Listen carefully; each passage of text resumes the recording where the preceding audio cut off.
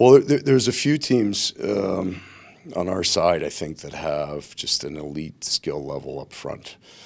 So we'll fire out every coaching cliche that we can come up with about time and space because it's just true.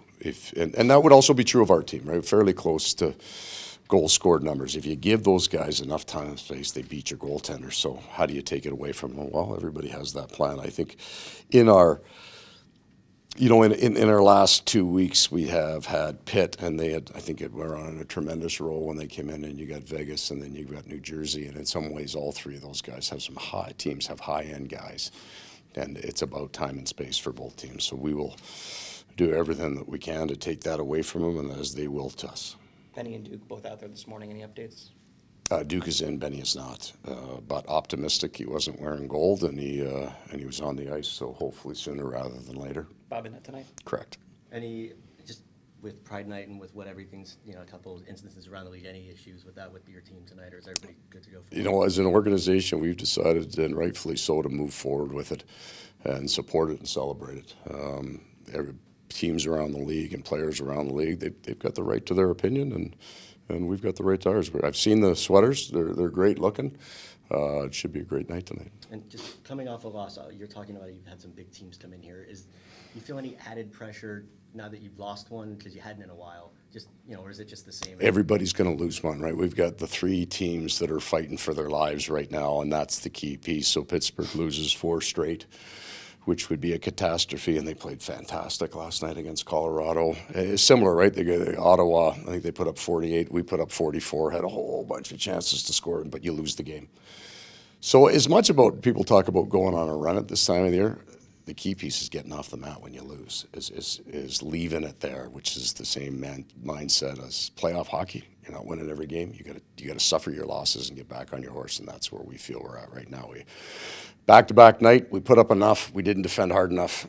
They beat us. We got to get back on our horse tonight. Not hard to get up for these kind of games, though, right? You got 3 against Toronto in your final 11. You got the Rangers. I mean, these are the games guys like playing, right? Well, I don't know. I feel the same way about every game. I mean, okay.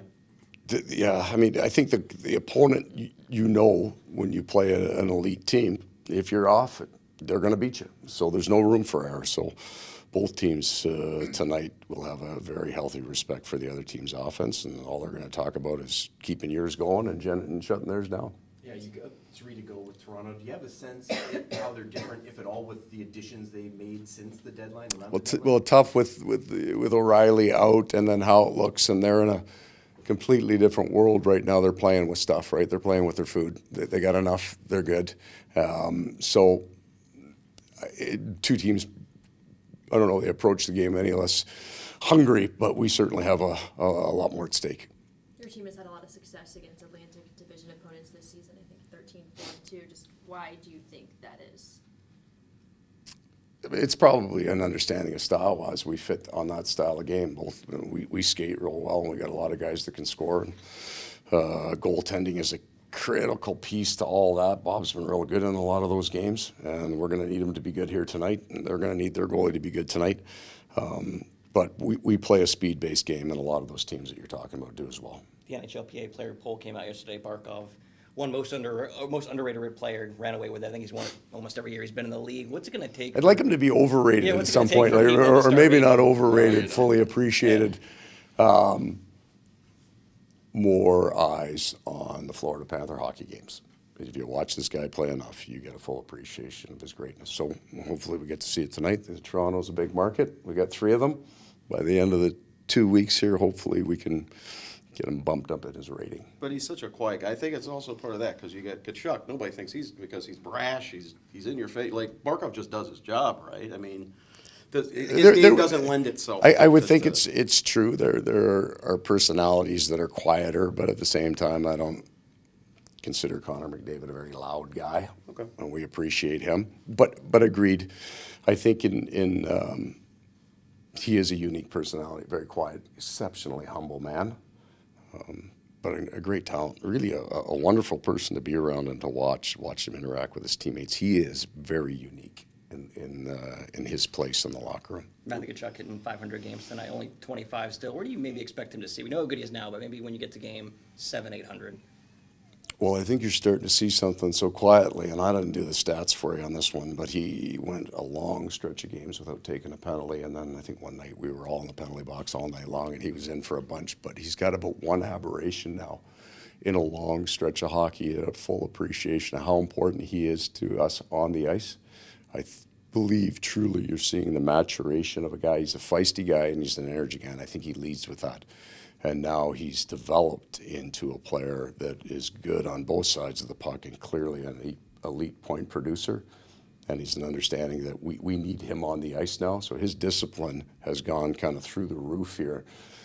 And usually this is superstition. I wouldn't bring it up because that means he's taken 3 fights tonight. But you take a look at his last stretch of games, it also coincides with our hockey team going, we're about 20-10-2 since the time Matthews elevated his game. I truly believe it's a maturation process of a young, feisty player realizing how important he is to our team on the ice.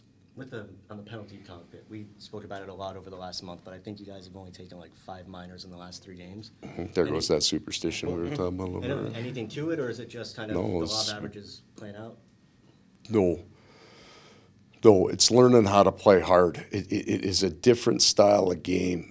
And you play off people, you don't take stick penalties. When you first start learning how to get into the puck here and get out, your sticks get up and you take an awful lot of penalties. Some of it is truly reputation. I think we had the reputation of hanging over the board screaming at the officials for the last 2 years, and you pay for that. You do. And it was exactly true in Winnipeg the first 2 years there. We had a terrible reputation with the referees and probably earned here. And we need to make amends with that. So there's a benefit of the doubt because this game happens so fast. And we're working real hard at earning the benefit of the doubt. Keep your sticks down. I mean, it's the high sticking penalties. The tripping ones, I mean, we're still learning how to confront one-on-one. But the high sticking and the slashing penalties are the ones that have been very difficult for us to overcome. And we think, and we have to prove it, we've gotten much, much better at it.